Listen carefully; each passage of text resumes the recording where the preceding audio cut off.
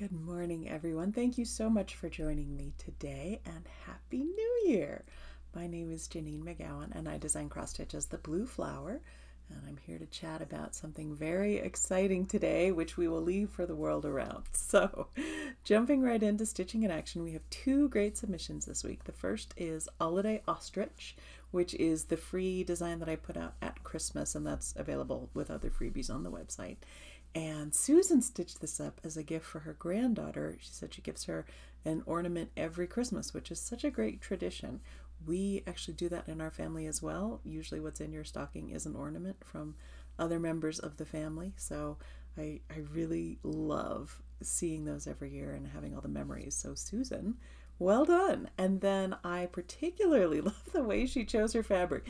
She said she did this on 16 count Heartland from Picture This Plus, and she chose it because it was in her line of sight on the table and it was the right size, which I fully appreciate that, Susan, so thank you. Because of the color, some of the white didn't show up as well, so she did back stitching around the edge to set that off, which is great. And also, she did that beautiful corded finish with a little ruff of, I don't know what to call it, must be the thread, but it looks perfect. So thank you so much, Susan, for sharing that with us. Next up, we have the Starry Moth that was in the Cross Stitch magazine, and this one is stitched by Teresa. And Teresa, toast to you because you were properly drunk with power and changed all the colors. She said it's a great way to use up extra floss that she's got lying about, and I love it. I know you tweaked some of the spacing and things to do it without the stars. I think the end result is fabulous, and I really love the completely different blue color scheme. So thank you so much, Teresa, for sharing that with us. All right, what I'm stitching. As so many of you know, we wrapped up the year of stitching Greyhounds, and I should have some fun finishes back to show for the last two of those. But I've been really debating what I wanted to do this year. And do I want to just focus on one of those big projects and get it all the way done? Do I want to just do whips? And I decided I want to do a mix. And the mix that I came up with, I want to stitch all four of the Things Of from Posie. Here's Things of Spring as an example, and they've got all of these adorable little elements all done with DMC. Let's see, we've got winter here, and I don't know if I showed these all, but this gives you an idea. Just these great little elements, and they're not very big. I think they're 5 by 6.5 on 40 count, something like that. So not a huge undertaking, and what I want to do is do them in a block so that I can just rotate to the appropriate season. And I'm really excited about this because I think it'll be a good chance for me to do a finish that I've wanted to do for a long time. And also it'll be a good mix of something quick and easy I can get immediate gratification whenever I do a couple of elements, and then take breaks in between each season to catch up on some whips, maybe to do some model stitching, things like that. And I was thinking about what color fabric I should use to try and accommodate all of them, because I did want them all on the same, since it is going to be finished as one piece. And I was just thinking, oh, I need to go have a look, follow Susan's plan, open the drawer, see what's the right size and looks reasonable. But then I got my monthly fabric from xJudesign, and it's this beautiful khaki color, which I think will be perfect. So I'm really looking forward to getting started on that. And I've been model stitching like crazy, but hopefully in the next video I should have at least one or two elements to show from the start of that one. So that's what I'm stitching. Stash Spotlight. I don't normally, as I said, talk about gifts, but my friend Sharon gave me recently something so beautiful. I had to show it. She gave me this tea towel with all the dogs, including Greyhounds. There are 2 Greyhounds on the towel that I've spotted so far, one with a sweater. And then there's this beautiful bag that goes with it. So, yes, I love these. I love all these. I think it's an appropriate celebration of the year of stitching Greyhounds to show all of the fabulous Greyhound things. So that one was fun. I had to share it.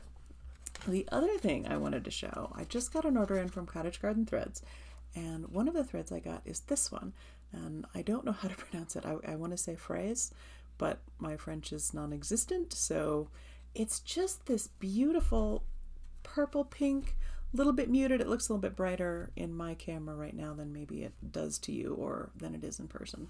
But I really was thinking, I have an idea for what it could be that would really, just a small chart that would really show off that color. And I'm hoping that I would be able to actually get that designed and stitched this week. I'm scheduled to photograph models for market next weekend, which is just crazy that it's already here. But if I can, I would really like to work that one in. And like I said, I've got an idea in my head, and we'll see if I can get it designed quickly enough that I can get it stitched. But if there's no January newsletter this weekend, you'll know that the idea was working and I'm getting it done. So I'll be doing that instead. All right, now the big hit, the most important part, the world around. I'm absurdly excited about this, and I feel like I want to clutch my notes so I don't miss any of the comments. But the world around this time is greyhounds. Now, as many of you know, I love greyhounds. They're my favorite dogs. We have two. We've had greyhounds for, gosh, quite a number of years now. Always had one. And they're just wonderful. I know a lot of you stitchers that I've connected with already know and love these dogs, but some of you may not have had a chance to learn specifically about them. And since last year I spent all year stitching greyhounds, I thought it would be a good time to talk about my very favorite dogs. Now, I have two spectacularly magnificent greyhounds as models here. We have Mosaic and Rye, who live in our house. I think Dunkel's in there too, but posing regally in the Nevada landscape. These are the well, not these two, obviously, although Posie was a racer. Greyhounds are the second fastest land mammals after cheetahs, and it gets a little bit dicey depending on the distance that you're measuring and a lot of other things, but they're often considered the second fastest after a cheetah. They can reach a top speed of 40 to 45 miles an hour, which they can reach in only 6 strides, which is amazing. So they're straight off the blocks going as fast as they can. Now, they can also, although they're pretty generally sprinters, they can also keep up a speed of 35 miles an hour for up to 7 miles. So they're not quite so sprintery as I had always assumed, but they're really pretty special. When they're running, they spend 75% of their time completely airborne, and they have a unique gait that allows them to go so fast. They also are physiologically different. They have a very large heart and lungs, which certainly powers that run, but they also have more red blood cells than other types of dogs, which makes them wonderful blood donors, and they do also have a universal blood type. So very often, if your dog happens to need a surgery and donated blood, it may have come from a greyhound. Now, on that very large heart and lungs produce heat. Greyhounds, oh, pardon me, I'm gonna have to sneeze here. Oh, my apologies. Greyhounds produce heat. They can produce enough during the course of a single race to boil 600 milliliters of water, and that's just excess waste heat that their body's putting off. They are, oh, they're just wonderful. I'm very excited about this, so sorry to be all, I'm fangirling over my dogs. They are sight hounds, so they can see not just half a mile. They can see in 270 degrees, and they have stereoscopic sight, which means they're very well suited to seeing motion, which makes sense. They hunt small animals in fields over long distances. I've even read that if you're trying to get your dog's attention and calling isn't working, you may have better luck moving, waving your hands, because they are genetically attuned to notice that. They're the only breed specifically mentioned in the Bible, and they're also repeatedly mentioned in Shakespeare's plays. They are possibly the very healthiest of the purebred dogs. They were previously only allowed to be owned by noblemen or people of a certain social rank, but now, of course, all of us can enjoy them. And they come in pretty much every color that a dog can come in. I think it's something like 18 colors and 55 combinations. Interestingly, gray, or blue, as I've heard them called, greyhounds are the least common color, because at some point in the past there was an idea or a theory, really a myth, that the gray dogs were not as fast, and so they became less popular, and all of the other colors were more selected for. Let's see, I feel like I've got some good things that I'm missing, so I don't want to miss anything. Let's see. I'm looking at my notes here because I'm very excited. Oh, greyhounds can burn through 5 pounds of body weight in the course of a single race, which is pretty amazing. They have great appetites. They're just wonderful dogs, and I'm so excited that I get to share my life with them. Now, for those of you who have asked, the other reason that this is on my mind is because I am having both a Tudor hound, which is a greyhound, and a Tudor hare. So 2 new releases in the Tudor Menagerie series coming to market, and I'm just finishing stitching the second one of those so I can get photographed next week. But Tudor Greyhound is happening. It's stitched. It's done. So that will be there. And I'm so excited that I got to talk about greyhounds. All right, I'll calm down now. Last video, the question was, what's your favorite thing about this type of this time of year? And I loved hearing so many of your answers. It's another good reminder for me to really appreciate. It's always easy to think about the things that are wrong, and that's the way our brains work, but it's also really good to be reminded of the awesome things about any given season, and I thank you all for helping me to notice some of those for this time of year. All right, question this video. When do you take down your holiday decorations? Again, this is on my mind because we are taking ours down today. This is one of those marriage compromises. I would traditionally take everything down on New Year's Day and start the new year with a clean sweep. And my husband always felt that New Year's Day was a holiday and shouldn't be involved in putting ornaments away. And so the compromise that we came up with is we just do it the weekend after, which is, of course, this weekend. So this weekend is the annual putting away of holiday decorations.